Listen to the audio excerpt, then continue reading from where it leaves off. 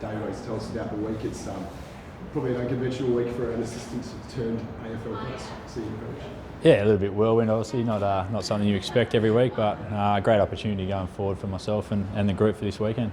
How did you find out? When did you know that you were going to have to take the reins this weekend? I was told by Peter Bell of the departures on the Tuesday, and then Peter pulled me aside after that and said we wanted you to lead the team. So yeah, exciting opportunity for myself.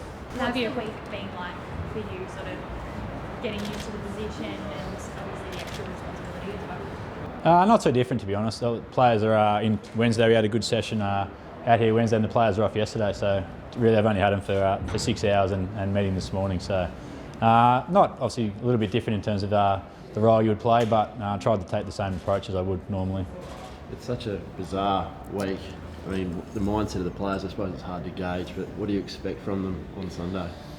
I mean, they're a professional unit, so our members and supporters just want them to compete and have a crack. And it's the last opportunity for that playing group, more than likely to play together with retirements and injuries and the way the trade period works in the off season. So go out and enjoy playing with those guys and have a crack. What about your coaching style? Do you tinker with much or leave it pretty much as is?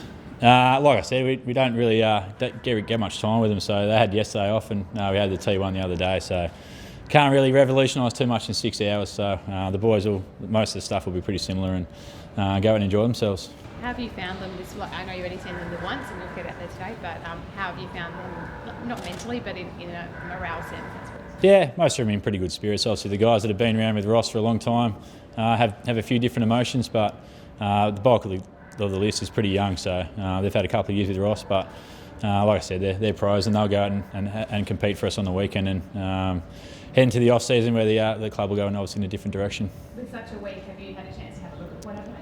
Yeah, definitely. Obviously, we do opposition review stuff as is. Sit down with our opposition scout in Lee Montagna and go through Port stuff, and yeah, obviously we'll combat it as best we can. But the underlying message is to go out and have fun and enjoy themselves. What were the emotions you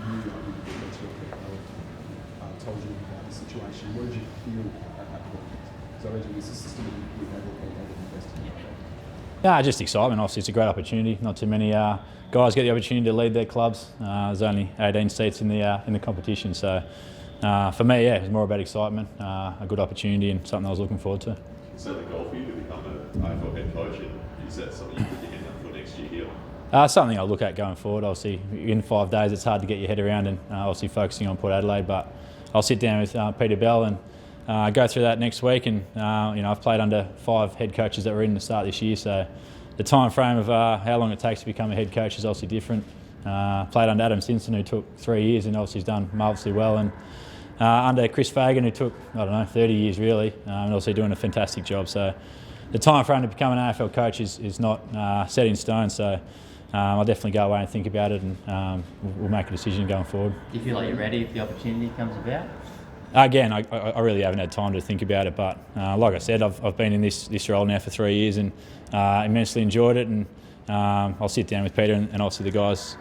Just got encouragement from Dale and Peter and everyone involved just to enjoy myself, and obviously those guys higher up will make a decision going forward for the best interests of the club. How much have you learnt off Ross? A lot. Obviously, he's a huge mentor. He's a great footy person. Huge football intellect, and going forward, he'll be a mentor going forward in whatever he chooses to do. 6 possible changes this week. What was sort of the drive behind that? Obviously, a couple of fourths with Aaron and Ballas, and to be honest, we don't have a huge list to pick from. I think we had 25 training the other day, so filling those roles, we'll make the decision based on what's best for the team. Obviously, with list availability and guys that are available to pick from, we don't have a huge choice to make, so we'll pick a squad that we think can compete in the weekend. Were you surprised at the comments that came out in the aftermath of the Ross and Rossage stuff about a cultural problem at Fremantle? Not at all. I mean, the time we spend with the boys, they're always up and about. They look forward to coming to work. They look forward to playing together on the weekend, and the vibe we had on the training session the other day was really good. So from our aspect, in terms of assistant coaches and the culture within the club, we think is upbeat, and we expect those guys to enjoy themselves on the weekend.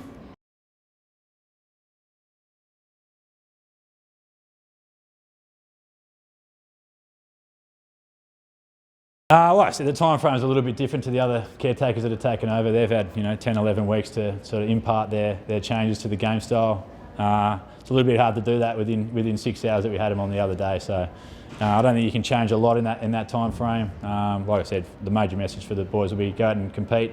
You remember it's your last chance to wear that purple jumper and have fun, enjoy yourselves really.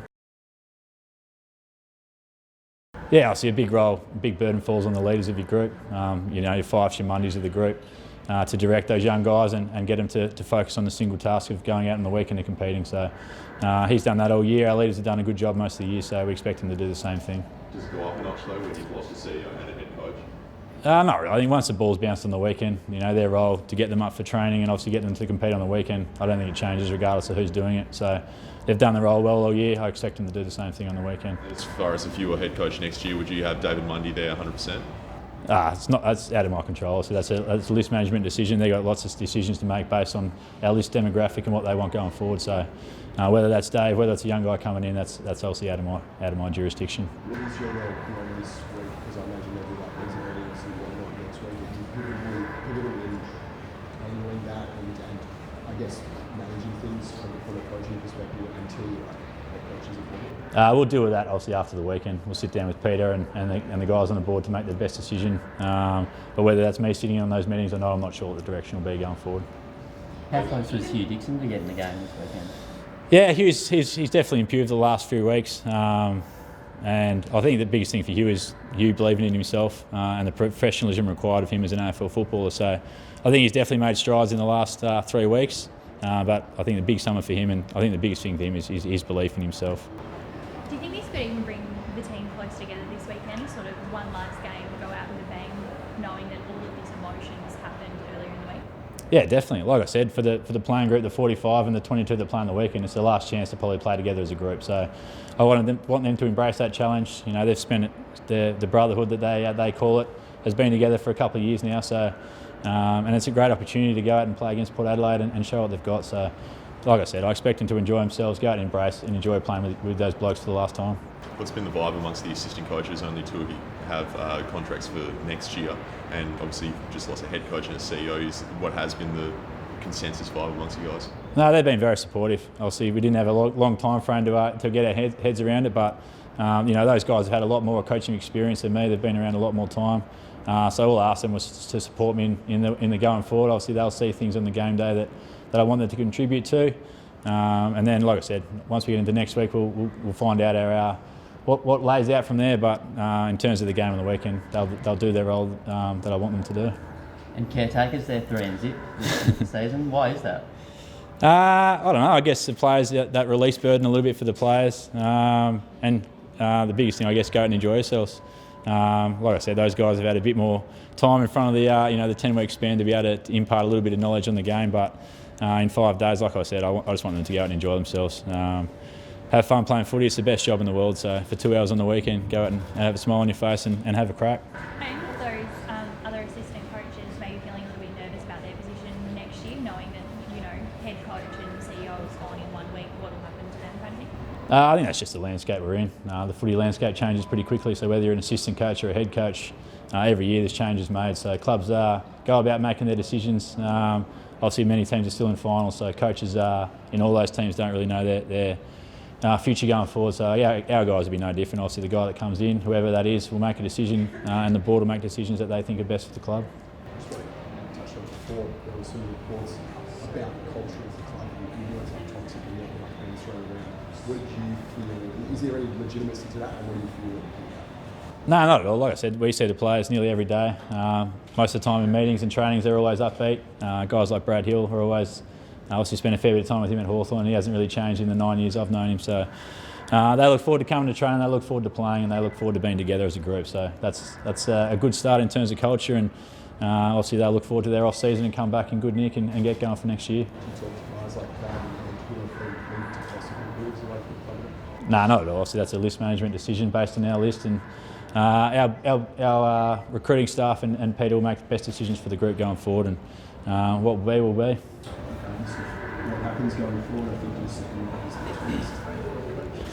I think you're leaving your mark regardless of that. Yeah, obviously I just walked into that role. I didn't have to do too much, so I guess I'll just thank Mum and Dad and chalk that one on the board.